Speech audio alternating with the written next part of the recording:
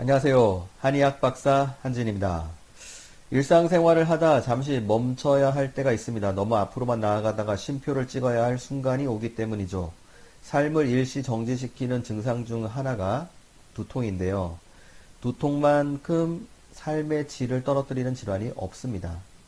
일에 몰두하거나 다른 사람과 대화를 나누기도 힘들기 때문이죠. 두통은 머리 아픈 증상일 뿐이지만 원인은 매우 다양합니다. 머리 아픈 부위에 따라 선행질환의 여부에 따라 다양한 두통이 발생하죠.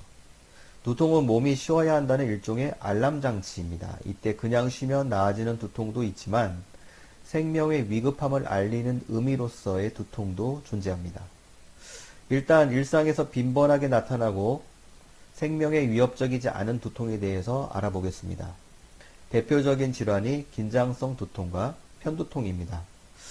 현대인이라면 누구나 겪을 수밖에 없는 증상이죠. 긴장성 두통은 쉬어야 낫는 두통의 대표입니다. 과로나 스트레스가 주요 원인인데 하루 중에 피로가 쌓이는 오후나 저녁에 통증이 몰려오는 경향이 있죠. 머리가 무거운 증상이 함께 나타나기도 하고요. 목덜미가 뻐근하고 아픕니다. 점점 머리 앞쪽으로 이행하여 눈까지 뻐근한 느낌을 호소할 수도 있죠.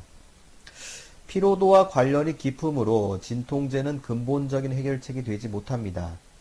불안장애나 공황장애 우울증을 겪는 분들은 우울증약이나 신경안정제가 진통제보다 더 효과를 보시는 경우가 많습니다.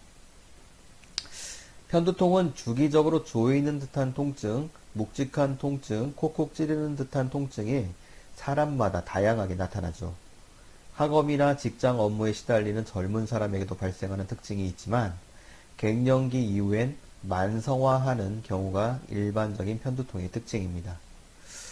두통이 나타나는 시간이 정해져 있는 편이고 그 발작 빈도와 지속 시간 내내 불편을 초래하는 특징을 가지고도 있습니다. 자극적인 빛과 소리에 대해 예민하여 통증이 더 심해짐을 느끼고 소화력이 떨어지는 경우가 많아서 구역질과 구토를 하는 경우가 많죠.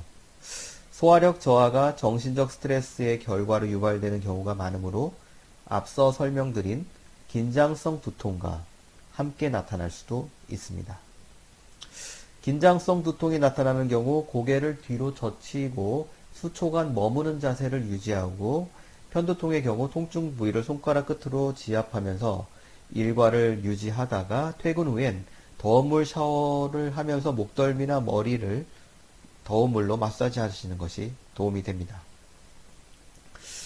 기타 두통은 일상적이진 않고 자칫 늦은 대처가 생명에 영향을 줄 수도 있는 그런 종류들입니다. 우선 뇌종양으로 인한 두통은 수개월에 걸쳐 서서히 나빠지는데요. 아침에 통증이 심해지는 경향을 보이죠. 배변 시 지나치게 힘을 준다든지 머릿속 압력이 높아지는 행동 시 통증이 세워지고 잦은 구토 시 의심할 수 있습니다. CT나 MRI 검사를 통해 문제를 확인하고 조치를 받아야 하죠.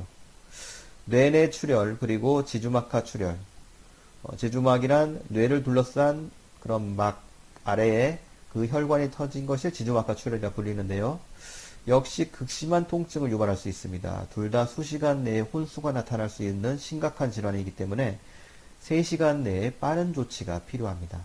뇌종양처럼 구토가 발생할 수 있고 혈압 상승과 관련이 있으므로 혈압을 낮추고 뇌압을 줄이는 즉각적인 조치가 생명을 보존하고 후유증을 줄이는 방법이죠.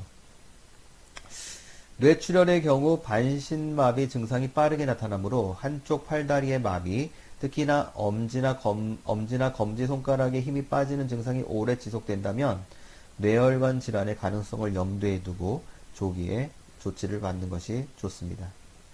또 한 가지 그냥 넘어가서는 안 될 질환이 뇌수막염입니다. 주한미군 라디오 방송을 듣다 보면 뇌수막염, 메닌자이티스 예방에 대한 캠페인을 홍보하는데요. 그만큼 발병 빈도가 높다는 얘기겠죠. 뇌수막 역시 뇌를 둘러싼 막으로 여기에 염증이 생기는 질환이 바로 뇌수막염입니다. 무균성, 세균성 혹은 바이러스성으로 발병하는데 세균이나 바이러스성인 경우 사람 간 전염 가능성이 있으므로 주의해야 하죠. 서서히 심해지는 두통이 특징입니다. 뇌종양, 뇌출혈, 지주막하 출혈, 뇌수막염은 응급조치가 필요한 질환입니다. 두통과 잦은 구토가 특징이므로 머리가 아프면서 토를 자주 한다면 이들 질환에 대한 가능성도 생각해 두셔야 합니다. 긴장성 두통과 편두통은 정신적 스트레스와 육체적 피로와 관련이 깊으므로 과로하지 말고 충분한 휴식을 취하는 것이 필요합니다. 오늘은 여기까지입니다. 그럼 다음에 뵙겠습니다.